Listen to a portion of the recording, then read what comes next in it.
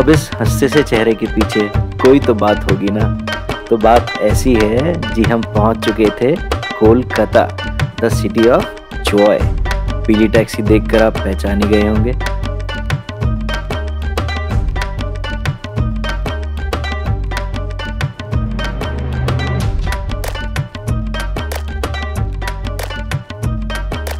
तो जी बंगाली में एक कहावत है, 12 मौसे 13 पर्व।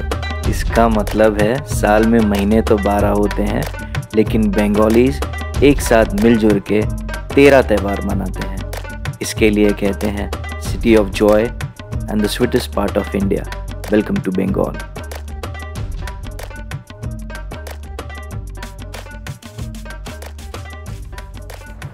आप कोलकाता आए और येलो टैक्सी में नहीं बैठा तो फिर क्या किया। So welcome back to the city of joy, Kolkata.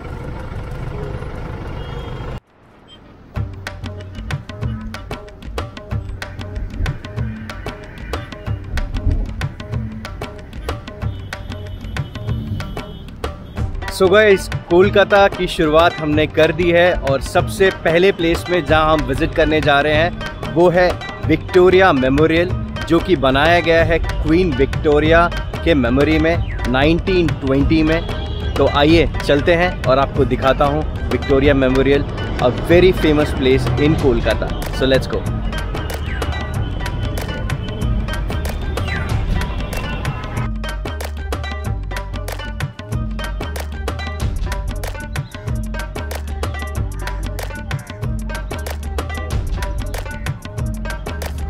तो गाइस, हम आ चुके हैं विक्टोरिया पैलेस में, जो कि बनाया गया था 1920 में in the memory of queen Victoria of England. जब यहाँ पर ब्रिटिश का राज था उस वक्त ये मेमोरियल बनाया गया था उनके डेथ के बाद। और अभी भी इसे इंडियन गवर्नमेंट ने बहुत अच्छे से सजा के रखा हुआ है, बहुत अच्छा यहाँ पर मेंटेनेंस रहता है। So this is one of the place जो कि आपके ट्रैवल लिस्ट में ज़रूर होना चाहिए जब आप कोलकाता आ रहे हैं अपने फ्रेंड्स और फैमिली के साथ। तो आइए चलते हैं आगे।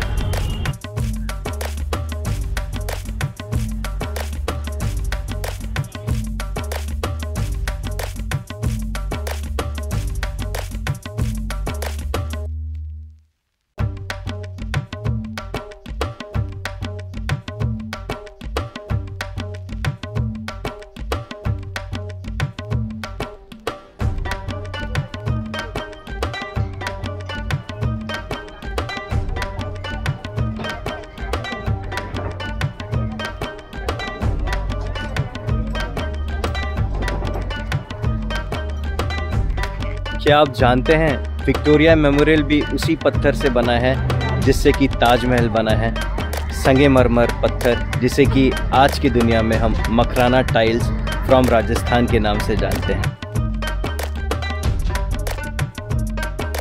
फिलहाल हम विक्टोरिया मेमोरियल के अंदर जो म्यूज़ियम है वहाँ नहीं जा पाएंगे, क्योंकि अनफॉर्चुनेटली यहाँ पर अभी कुछ काम चल रहा है। उसकी वजह से ये पूरा टेम्पररी क्लोज्ड है अभी।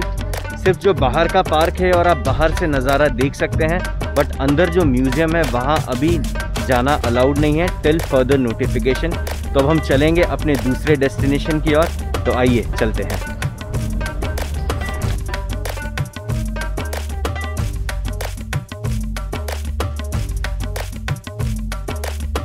अंदर जो इवेंट की तैयारी चल रही थी उसके बारे में मैंने पता किया, तो एक्चुअली 23 जनवरी को, जो कि नेताजी सुभाष चंद्र बोस का जन्म दिवस भी होता है, उस दिन यहाँ पर होने वाला है एक फंक्शन। उस फंक्शन के दो इम्पॉर्टेंट कारण हैं। एक तो नेताजी का बर्थडे है और साथ ही साथ विक्टोरिया मेमोरियल को इस साल हुए हैं 100 साल। तो उस दोनों फंक्शन के लिए वो इवेंट की तैयारी हो रही थी। अभी मैं निकल के आ चुका हूँ विक्टोरिया मेमोरियल से बाहर और काफ़ी ज़्यादा रश है इस वक्त। मेरे सामने की तरफ मैं आपको कुछ दिखाता हूँ। एक्चुअली जब आप विक्टोरिया मेमोरियल के बाहर आएंगे तो आपको घोड़े सवारी के लिए यहाँ पर काफ़ी ज़्यादा ऑप्शंस मिलेंगे, तो वो देखिए मैं आपको दिखाता हूँ। तो चलिए अब मैं आपको कराता हूँ टमटम की सवारी विक्टोरिया पैलेस के बाद। तो लेट्स गो।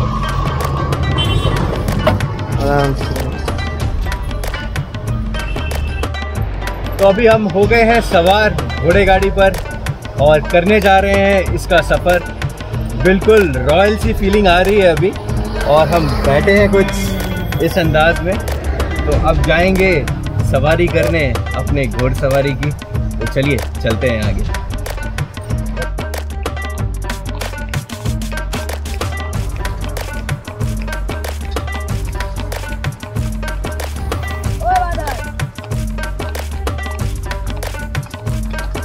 अगर आप ऐसी कुछ मस्ती करना चाहते हैं तो विक्टोरिया मेमोरियल के बाहर निकलते ही आप कर सकते हैं घोड़सवारी और ले सकते हैं बहुत अच्छा मज़ा, जैसा कि अभी मैं ले रहा हूँ। और ये है मादन और वो है सुंदरी और हम कर रहे हैं सवारी। बहुत ज़्यादा मज़ा आ रहा है। चलिए। अब ये थोड़ा पोज देते देते मैं विक्टोरिया मेमोरियल से निकल चुका था अपने दूसरे डेस्टिनेशन की ओर, जो कि है नेताजी का घर। हम आ चुके हैं अपने दूसरे डेस्टिनेशन की तरफ कोलकाता में, जो कि है नेताजी सुभाष चंद्र बोस का घर, नेताजी भवन, जो कि उनके पिताजी ने बनाया था। और यहाँ पर अब नेताजी के रिलेटेड सारे इन्फॉर्मेशन, उनके सारी यूज़फुल की भी उनकी चीज़ें, और उसे यहाँ पे बनाया गया है म्यूज़ियम। तो आइए हम चलते हैं नेताजी भवन और आपको दिखाता हूँ।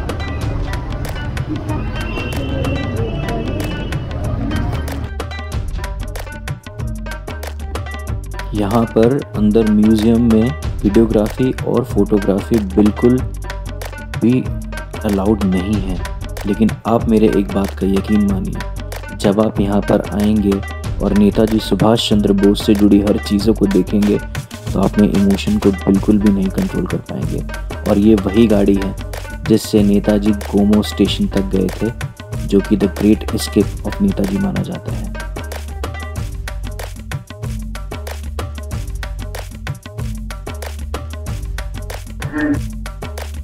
नेताजी भवन से निकलकर मैं प्रिंसेप घाट की तरफ सनसेट देखने के लिए निकल पड़ा था।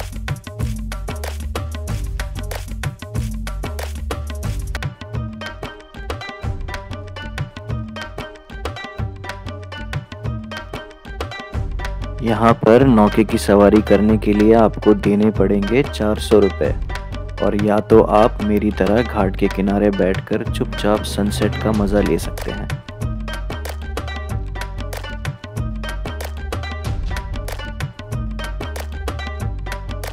हम आ चुके हैं अभी college street, which is the world largest second hand book market in the world, and it is the biggest book market in India. तो हम आ चुके हैं अभी यहाँ और अब जाने वाले हैं इंडियन कॉफ़ी हाउस, जो कि है अल्बर्ट हॉल में। इसका एस्टेब्लिशमेंट हुआ था 1876 में, और ये कॉफ़ी हाउस चालू हुआ था 1942 बिफोर इंडिपेंडेंस। तो आइए चलिए चलते हैं the Indian coffee house. College street के लिए बोला जाता है कि अगर कोई किताब यहाँ नहीं मिल रही तो शायद वो पूरे हिंदुस्तान में नहीं मिलेगी।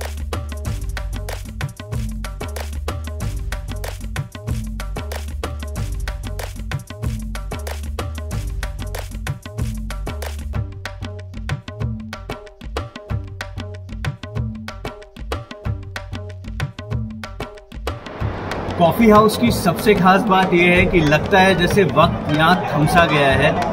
वही ब्रिटिश ज़माने का हॉल, जो कि बहुत बड़ा है, बड़े बड़े ऊपर सीलिंग, जहाँ पे पंखा एकदम ऊपर से नीचे लटक रहा है। और सबसे अच्छी बात है यहाँ की वाइब्स। यहाँ की वाइब्स इतनी ज़्यादा अच्छी है, और ये प्लेस के बारे में मैं आपको बताऊँ, काफ़ी ज़्यादा पॉकेट फ्रेंडली है। और एक ख़ास बात, आप एक कॉफ़ी लेके उसके बाद चाहे जितना अड्डा मारना चाहे अपने दोस्तों के साथ यहाँ अड्डा मार सकते हैं। आई एम श्योर कि आप में से कई लोगों ने यहाँ अड्डा मारा होगा, तो जिन भी लोगों ने अड्डा मारा है तो नीचे कमेंट में मुझे ज़रूर बताइए, और मैं भी अपना एक्सपीरियंस बताऊँगा आपको यहाँ का कि मैं अड्डा मार रहा था तो मेरा एक्सपीरियंस क्या था, और आप मुझसे वो शेयर कीजिए। सो अभी मैंने ऑर्डर किया है यहाँ पे एक हॉट कॉफ़ी, जो कि है सिर्फ 30 रुपीज़ की, और एक वेज सैंडविच जो कि है 50 रुपीज़ की। तो काफ़ी पॉकेट फ्रेंडली है। और चलिए फिर देखते हैं यहाँ का कॉफ़ी और सैंडविच कैसा है। वाइब तो बहुत अच्छा है, तो मैं आपको बताता हूँ।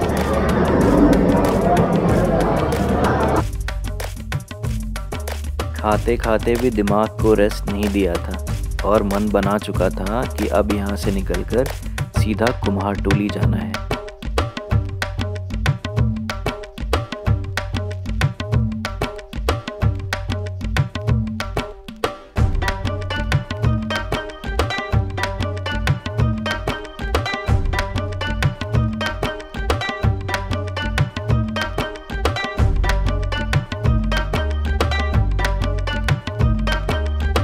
अभी हम आ पहुँचे हैं कोलकाता के सबसे फेमस कुम्हारटोली में, जहाँ की पूरे इंडिया ही नहीं पूरे वर्ल्ड में यहाँ से मूर्तियाँ बनकर यहीं से जाती है, चाहे वो सरस्वती पूजा हो, गणेश पूजा हो या दुर्गा पूजा हो। ये कोलकाता में बहुत पुराना प्रोफेशन है और अभी तक फिर आप कह सकते हैं जनरेशन बाय जनरेशन लोगों ने इसे सजा के रखा हुआ है। एक जनरेशन है जो मूर्तियाँ बनाती है, दूसरा जनरेशन है जो उसे पहुंचाता है और थर्ड जनरेशन है जो वहीं से उसे मूर्तियाँ लेते जा रहे हैं साल ब साल।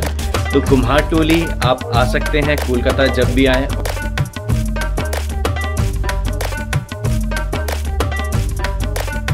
आप कोलकाता जाए और रविंद्र सेतु ब्रिज मतलब कि हावड़ा ब्रिज पर नहीं गए तो शायद आपका टूर अधूरा रह जाएगा। ये ब्रिज 1965 से कोलकाता की शान बना हुआ है और वर्ल्ड का one of the busiest bridge है।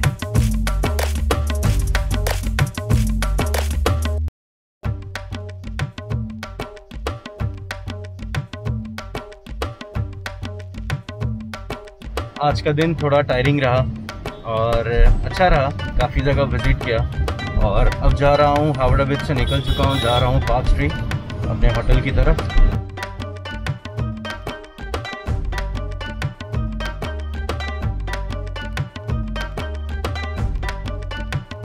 अभी अभी पहुँचा हूँ मैं अपने रूम में और आते के साथ मुझे मिला है एक बहुत अच्छा सरप्राइज़ ये है कि मेरे होटल वालों ने मुझे कर दिया है अपग्रेड।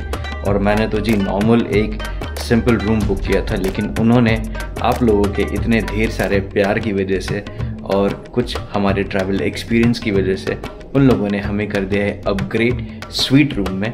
तो आइए जी मैं दिखाता हूँ आपको अपना रूम और कराता हूँ रूम का एक छोटा सा टूर। तो चलिए मैं दिखाता हूँ आपको। तो जी ये है मेरा रूम और एंट्री के साथ यहाँ पर उन्होंने दिया है एक ड्राइंग रूम। ये देखिए,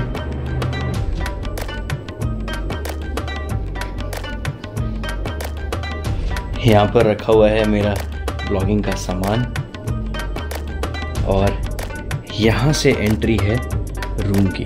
तो मैं आपको दिखाता हूँ, ये रहा जी bedroom.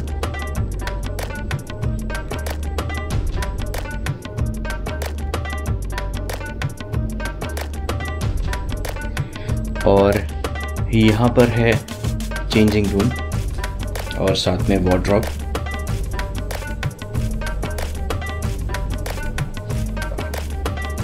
A very good morning. आज टाइम आ गया है वापस घर जाने का और मैं होटल से कर रहा हूँ चेकआउट। कोलकाता का टूर बहुत अच्छा था। हालांकि मैं यहाँ कुछ काम से आया था, बट साथ ही साथ मैंने कोलकाता में कुछ पॉइंट्स को कवर करने की कोशिश की। होप आप लोगों को ये वीडियो अच्छा लगा होगा। तो चलिए अब चलते हैं घर की ओर और मेरी बस अभी यहाँ से 3 बजे की फ़्लाइट है। सो चलते हैं एयरपोर्ट और देखते हैं अभी क्या सिचुएशन है कोविड के टाइम पे एयरपोर्ट पे और क्या क्या प्रिकॉशन लेना है। Let's go.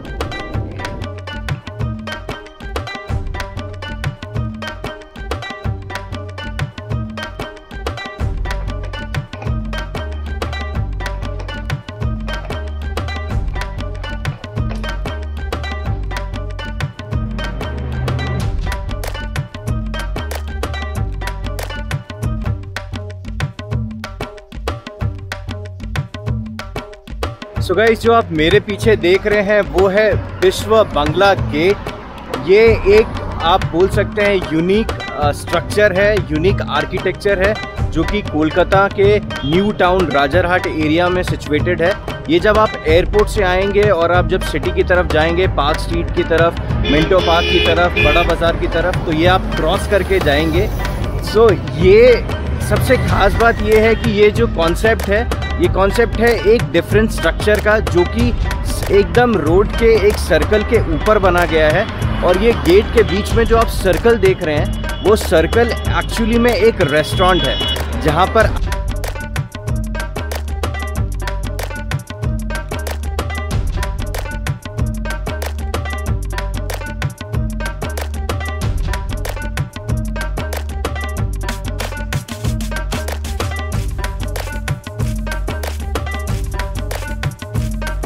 अभी अभी मैंने जो आपको पार्क दिखाया वो है इको पार्क, जो कि है कोलकाता में। और वो कोलकाता का ही नहीं, वेस्ट बंगाल का नहीं, पूरे इंडिया का सबसे बड़ा पार्क है, जो कि 480 एकर्स में फैला हुआ है। और उसके बीच में है 108 एकड़ का एक लेक, आर्टिफिशियल लेक, जिसके बीच में है एक आइलैंड। तो मैं वहाँ विज़िट कर नहीं पाया कुछ स्केड्यूल की वजह से। और एयरपोर्ट जाते वक्त ये न्यू टाउन राजरहाट में है ये पार्क, जहाँ पर आप जा सकते हैं, खास करके फैमिली के साथ आप जा सकते हैं। वहाँ जाने के लिए आपको पूरा दिन, आप समझिए अगर आप सब कुछ एक्सप्लोर करेंगे तो आपके 4-5 घंटे आराम से लग जाएंगे। वहाँ पर और एक इंटरेस्टिंग चीज़ है, वहाँ पर बना हुआ है रेप्लिका, वहाँ पे रेप्लिका बना हुआ है, वो है 7 वंडर ऑफ द वर्ल्ड का। मतलब आप वहाँ जाएंगे तो आपको 7 वंडर ऑफ द वर्ल्ड आप एक जगह देख सकते हैं यहाँ पर आकर। तो आप आ सकते हैं अपने फैमिली के साथ और अच्छा टाइम स्पेंड कर सकते हैं। मैं तो अनफॉर्चुनेटली नहीं कर पाया और अब जा रहा हूँ एयरपोर्ट की तरफ, क्योंकि मेरी फ़्लाइट है। तो चलिए अब चलते हैं एयरपोर्ट की तरफ।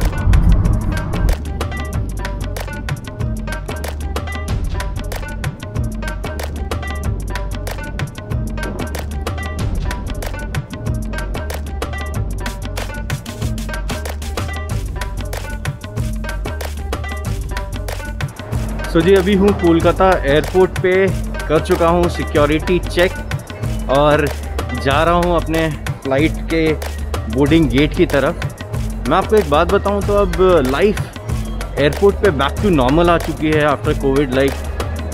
मैं तो काफ़ी दिनों बाद फ्लाई किया, ऑलमोस्ट 1 साल के बाद। बट अब देख रहा हूँ कि यहाँ पे पूरा, मतलब आप समझिए पूरे तरीके से ऑपरेशनल हो चुकी है फ़्लाइट।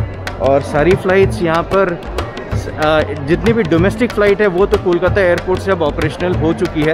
इंटरनेशनल फ़्लाइट्स में कुछ फ़्लाइट्स चल रही है और आपको अब कनेक्टिविटी हर जगह की मिल जाएगी।